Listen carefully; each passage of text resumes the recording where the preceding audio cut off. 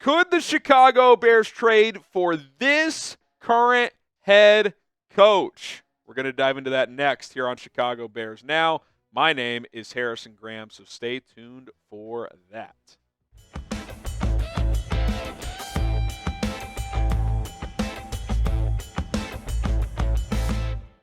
Before we dive in, these are some reasons why you should subscribe to the channel. Coaching search coverage, daily updates on that. Until they have a coach, we will continue to plug away on that.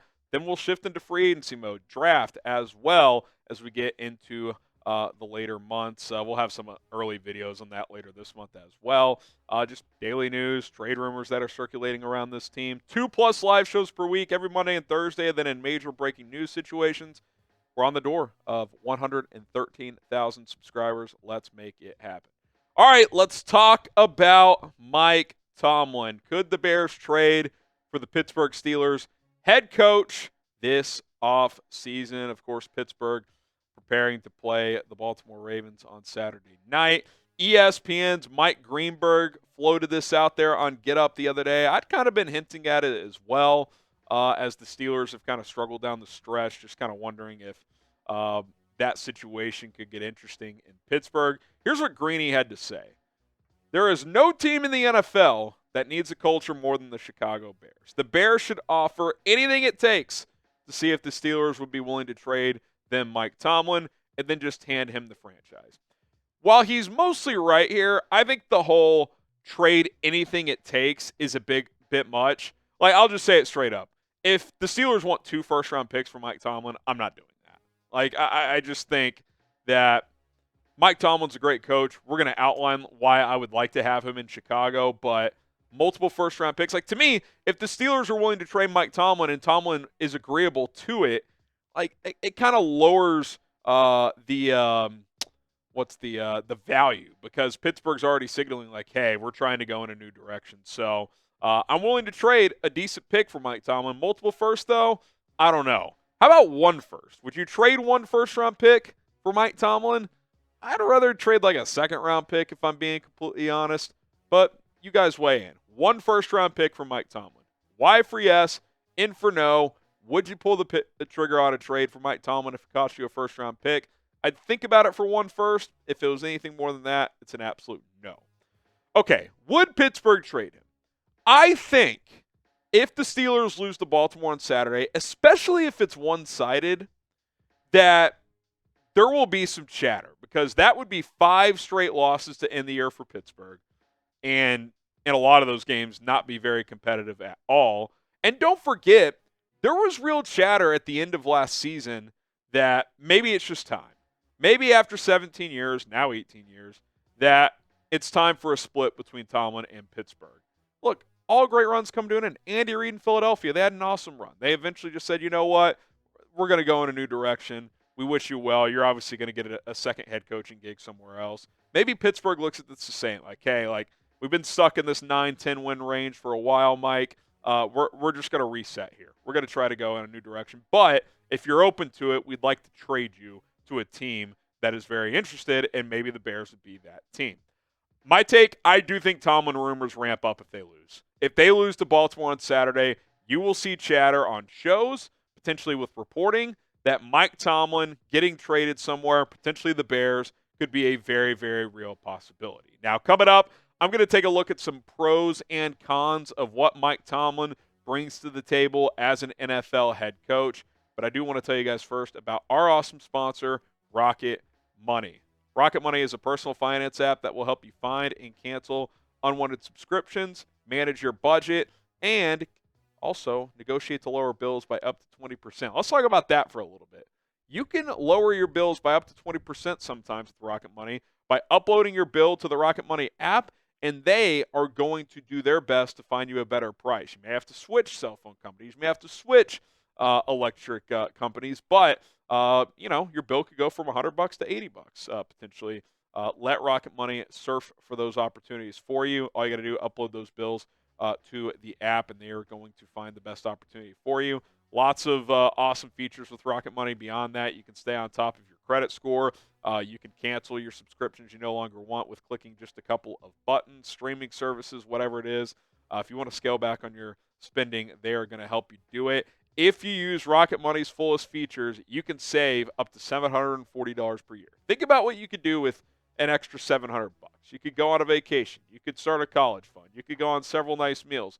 You could pay them, half your month's rent one month. Whatever the case may be, get started with Rocket Money at rocketmoney.com/bears. Now, appreciate that. Go check it out today. Stop wasting money on things you don't use. Rocket Money is going to help you stay on top of your finances and just basic financial stuff, too. I like it better than any banking app I've ever used. rocketmoney.com/bears now. Link is in the comments and in the description. Download and get started today by using our link. Okay, let's get to the pros and cons of hiring Mike Tomlin from a Chicago Bears standpoint. We'll start with the pros. Number one, and again, these are overused phrases, but it's true. Culture setter, leader. Like, this would be a guy walking into your building that you quite frankly haven't had since at least Lovie Smith and potentially since Mike Ditka. He would come in and completely bring a new energy and just a new standard. And I think the word standard is always more important. Like, hey, we're not going to let shit slide. You're late to a meeting. That's not going to fly. We're going to have a very high standard, and if you don't meet it, you're not going to be here. It's as simple as that. So he would bring that to the table right away. Number two, he's a very high floor coach. What does that mean? That means that the guy's never gone below 500. He's had a couple of 8-8 seasons when there was still a 16-game schedule, but his floor is essentially 9-8. Now, could that change? Of course. Like, it's not like he's not bulletproof. He, of course, could have a sub-500 season, but despite having pretty bad QB play for years now, this year was a little better with Russell Wilson and then Fields for a few games. They've still found a way. Like, the last 2 years, they won 9 games in 10 games with the combination of Kenny Pickett, Mitch Trubisky, and Mason Rudolph. I'm not sure many other coaches could have done that. So he elevates your floor significantly. Like, we've talked about Mike Vrabel as like the safe floor raiser coach. I think Tomlin is even higher than that in terms of raising the floor, in terms of what, the minimum success rate would be. Obviously, he's won a Super Bowl. Been a while. It's back in 2008. Won a Super Bowl. Went to a second one, correct, against the Packers? Yeah, they lost to the Packers a couple years later, Super Bowl 45. So he's been to 2, won 1, multiple AFC championship games as well. He's won the division 7 times, which, think about that division since he's been there. Cincinnati, both with Andy Dalton and now Joe Burrow, has had several good teams. The Ravens have always been a factor. And even Cleveland a few times has been really good. That's been, I would say, consistently since he's been there, probably the toughest division in the NFL. Now, obviously, the NFC North is now very tough, but I like that. He's coming from a tough division with tough divisional games, physical division, by the way, which the NFC North is as well. Like, he feels like a guy that would fit in well in Chicago with what this division has been over time. Now, obviously, the skill talent in the NFC North is much better than it's ever been, but it's still a very physical division. All right, let's get to some cons. Well, he hasn't won a playoff game in 8 years. It's a long time. Now, again, he's probably only had one playoff game since then where he had Big Ben at a high level. Think about the quarterbacks he's been trotting out there for these playoff games. Kenny Pickett. I think Mason Rudolph started the game last year. Big Ben started a couple at the end of his career where he could barely throw the ball downfield. So, like, again, it's kind of a, double-edged sword where it's like, yeah, he hasn't won a playoff game in a while, but he's had the worst quarterback in pretty much all these games. So that makes it pretty difficult. Number 2, this one is legitimate. The recent OC hires haven't been great. Now, on paper, an Arthur Smith hire is pretty good. So I don't think anyone's ripping him for that hire, but like Matt Canada, I mean, that's a joke. Matt Canada is not an NFL offensive coordinator. Arthur Smith obviously has lost some juice. He needs a good offensive line and power run game to be successful. They thought with Najee Harris they could make that work, but their offensive line isn't nearly good enough. Obviously, the Bears have work to do up front. So if you did get Tomlin, I probably would not want Arthur Smith, if I'm being completely honest, to come with him. But that would be something you would have to factor in, the ability to bring in an OC. And then, is this on him, the GM combination? Who knows? But it kind of ties into number 2 is they've really struggled to get good offensive linemen in there. Now, they hit on Zach Frazier, the center out of West Virginia last year, but Broderick Jones, first-round pick, not good.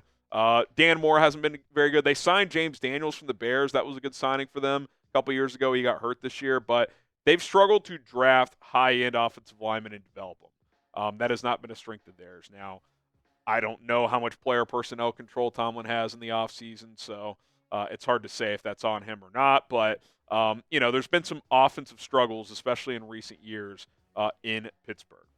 My overall take, and I already mentioned it, is the floor is incredibly high.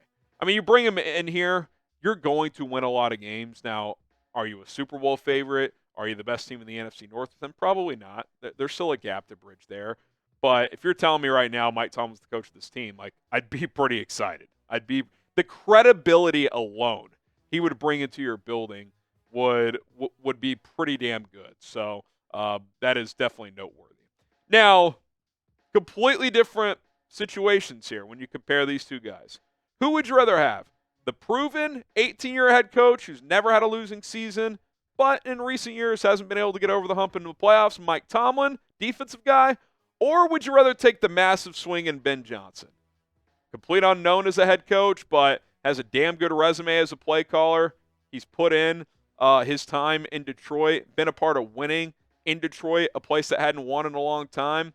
In a vacuum, you'd be like, why would anyone say Ben Johnson? But if you're hell-bent on offensive guy, I certainly can understand that. I think for me, it would depend on the trade cost. If you're telling me it would cost multiple firsts, I'd just get Johnson. But for a team that we have ripped time and time again for the inability to get the coaching hire right, we know Mike Tomlin's a good coach. So, you'd probably have to lean Tomlin because of that. Now, Ben Johnson's the more sexy, higher ceiling guy if it did work, but he's more likely to flame out than Mike Tomlin. So, it's an interesting discussion. All I know is this, is if the Steelers lose on Saturday, I think this is going to be a real story in the NFL. Not even necessarily just the Bears, but, could the Steelers be moving on from Tomlin? I think that story will start to circulate starting on Sunday if they lose on Saturday to Baltimore. All right, that's going to do it for Chicago Bears Now coaching search. It's always something. A lot of juice, a lot of rumors out there. We will continue to navigate through those here on this channel. Hit that subscribe button. We'll see you guys soon.